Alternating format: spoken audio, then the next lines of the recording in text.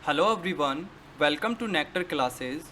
Idiom and phrases की next lecture series में आज हम कंप्लीट करेंगे 91 to 100 idioms, that means 10 idioms. चलिएगा बाकी बातें सेशन के लास्ट में करेंगे। तो चलते हैं फर्स्ट ईडियम पर, that means 91 idiom, 91 number idiom, that means बरी द हेड चैट।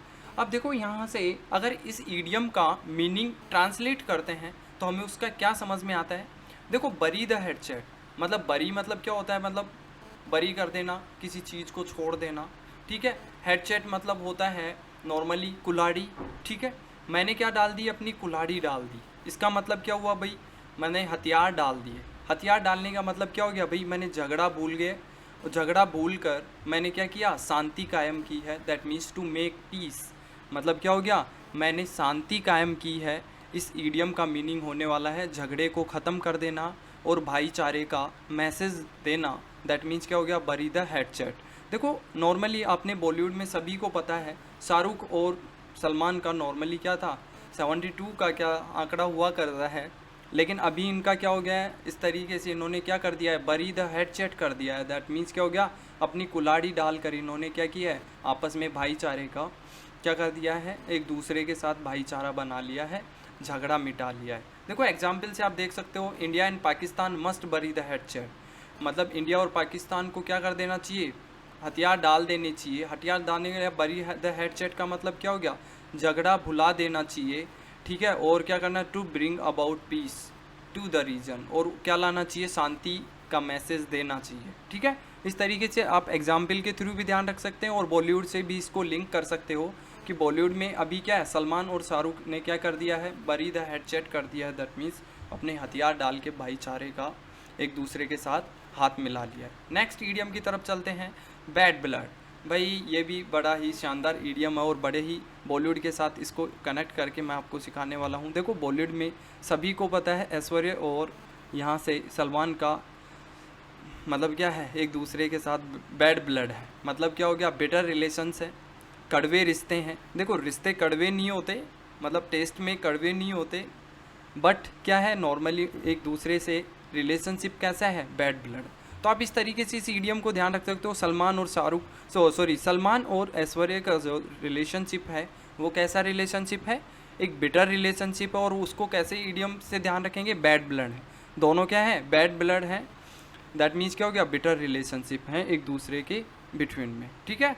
इस तरीके से आप इसको ध्यान रख सकते हो। आई होप आपको समझ में आया होगा। नेक्स्ट ईडियम की तरफ चलते हैं, 93 idiom, that means breathe one's last.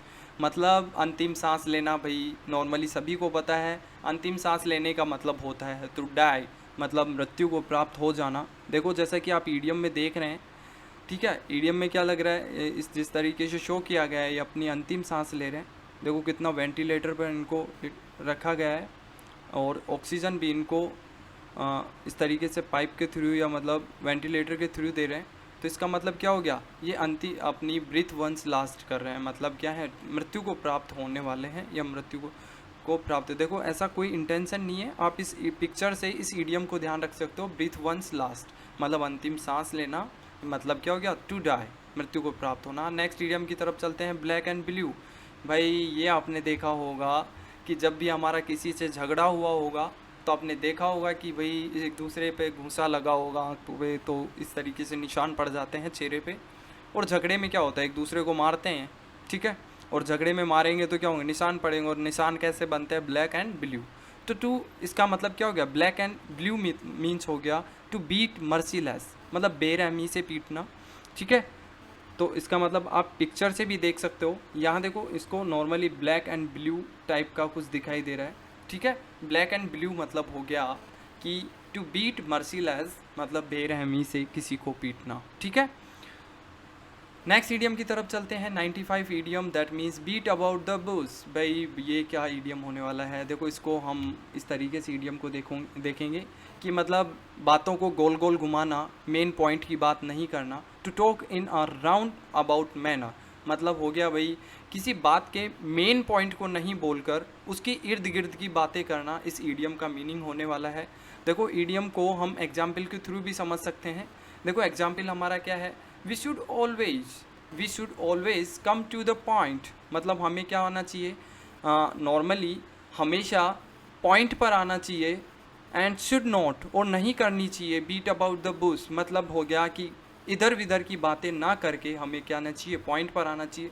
तो आप इसको नॉर्मली ध्यान रख सकते हो भाई, इस तरीके से झाड़ी के इर्द गिर्द ना मार के हमें मेन पॉइंट पर क्या करना है, इस तरीके से हिट करना है, मतलब अपना पॉइंट रखना है, अपनी बात रखनी है। तो आप ध्यान रख सकते हैं बीट अबाउट द बुश मतलब होता है, बुश मतलब नॉर्मली होता है यहाँ से, बुश का मतलब हो जाए झाड़ी से रिलेटेड, ठीक है।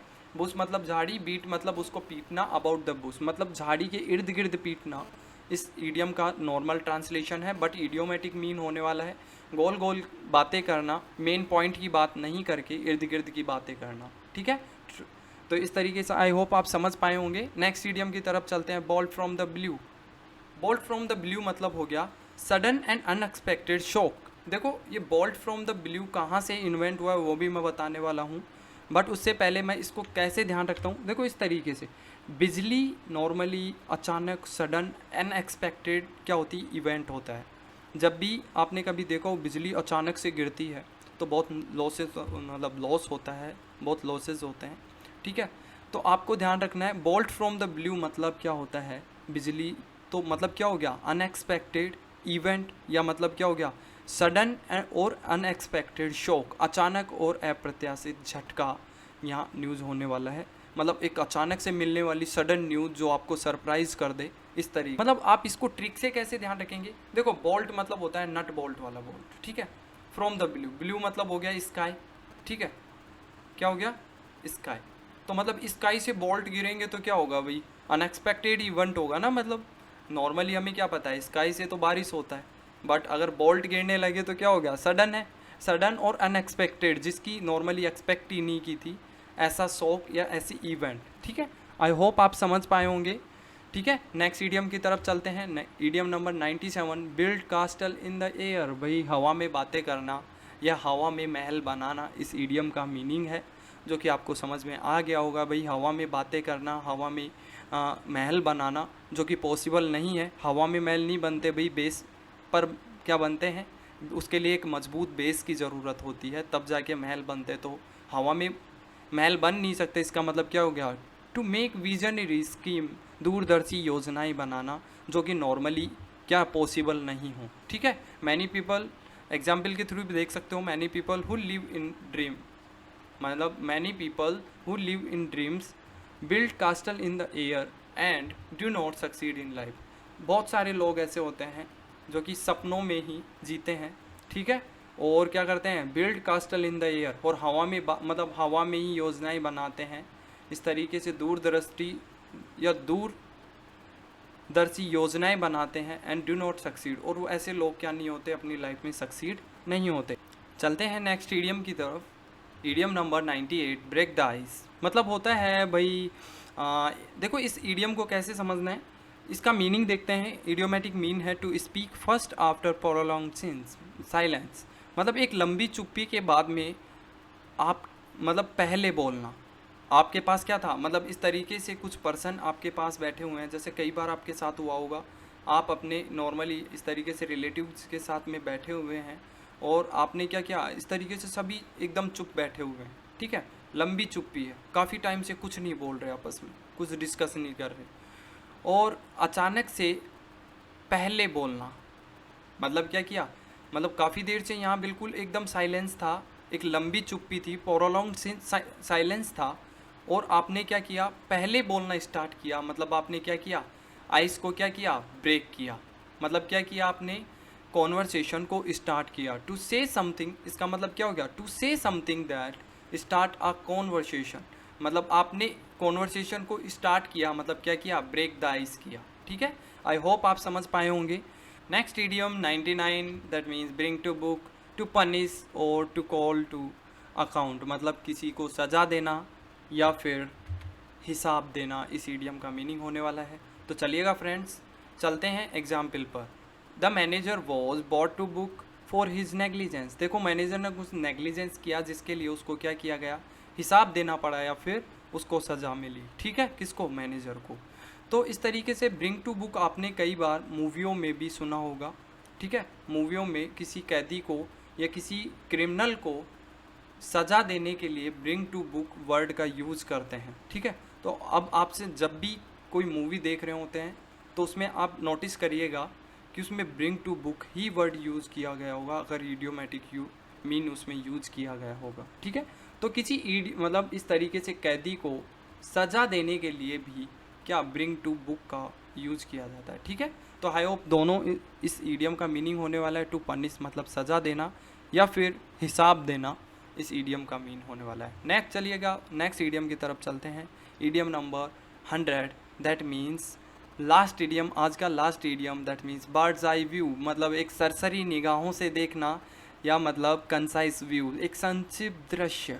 मतलब क्या हो गया, मतलब ये आपने नॉर्मली फील भी किया होगा जब लास्ट मोमेंट पर हमारे एग्ज़ाम चल रहे होते हैं या एग्ज़ाम हॉल के बाहर में हम क्या करते हैं, बर्ड्स आई व्यू की तरह क्या करते हैं, एक लास्ट बार एक क्या करते हैं, रिवीजन करते हैं। आपने देखा होगा, देखो यहाँ पे ये देख रहे होंगे इनका एग्ज़ाम स्टार्ट होने वाला ही है, ठीक है। और ये क्या कर रहे हैं, बर्ड्स आई व्यू मतलब एक कंसाइज व्यू देख रहे हैं, एक संक्षिप्त दृश्य देख रहे हैं कि मैं कुछ भूल तो नहीं गए। तो बर्ड्स आई व्यू मतलब होता है मतलब कंसाइज व्यू या फिर संक्षिप्त दृश्य। तो आई होप आप पिक्चर से इसको रिलेट कर पा रहे होंगे, अपनी डेली लाइफ में आप इसको इम्प्लीमेंट करें, आपको बहुत आसानी से समझ में आया होगा, ठीक है। Thanks for watching videos. इससे पहले मैं आपसे कुछ इम्पोर्टेंट बात करना चाहता हूँ, अभी वीडियो को एंड मत करिएगा, ठीक है। देखो ये 100 ईडियम आज कंप्लीट हो चुके हैं, इसके लिए आपको बधाई हो, ठीक है। और ये ईडियम्स बड़े ही इम्पोर्टेंट ईडियम्स हैं जो कि आपको हर एग्ज़ाम्स में कहीं ना कहीं देखने को मिले होंगे, भले ही आप न्यू वाले हो या मतलब कोई प्रिपरेशन कर रहा हो या मतलब काफ़ी लंबा एक्सपीरियंस हो, तो उस बंदे को ये नॉर्मली पता चल गया होगा कि ये ईडियम्स का जो सीरीज़ है ये इम्पोर्टेंट ईडियम ही मैंने मतलब इन स्लाइड्स में रखा है, जो ईडियम हमें एग्ज़ाम में कंफ्यूज करते हैं, ठीक है। तो मैं चाहूँगा कि आपके लिए ये जो ईडियम बने ये ईजी हो जाए, एग्ज़ाम्स में आप कंफ्यूज ना हो और अपना टाइम सेव कर पाएँ, ठीक है। मेरा एम ये ईडियम कंप्लीट करने का यही है। आप एग्ज़ाम में जाने से पहले इनका जो PDF है एक बार फटाफट पिक्चर के साथ देख लें, तो आपको अच्छे से क्लियर हो जाएगा कि इस ईडियम का मीनिंग पिक्चर के थ्रू आपके माइंड में सेट हो जाएगा और आप कभी इनको भूल नहीं पाएंगे और कंफ्यूज भी नहीं होंगे।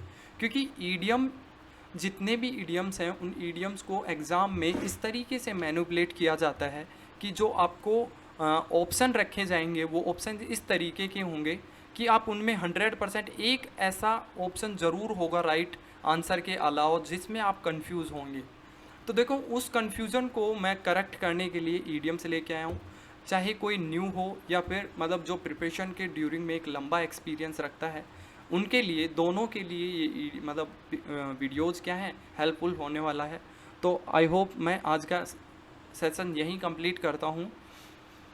जय हिंद, जय भारत।